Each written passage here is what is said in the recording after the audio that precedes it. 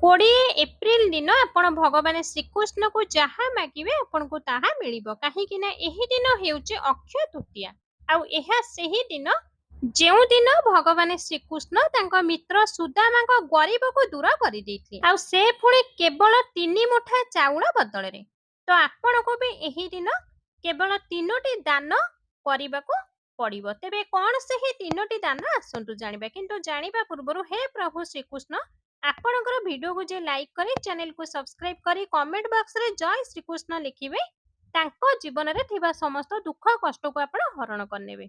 तो सबुठो प्रथम दान आपण गो माता को एही दिन किछि ना किछि जरूर दान करिवे बा गाय को किछि ना किछि अक्षय तृतीया दिन खाइबा को देबे।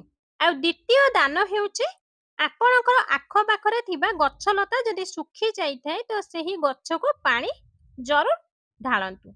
आ तृतीय दानटी हेउची चाउଳର ଦାନ से पुणी असहाय व्यक्ति को अक्षय तृतीया दिन कौनसी असहाय व्यक्ति को चाउଳର दान जरूर करंतु। आपण एही 3टी दान जदि सच्चा हृदय रे करिवे तो तापर आपण निजे देखिबे कि भगवान श्रीकृष्ण आपणको भाग्य को किपरि बदलाई देउछंती।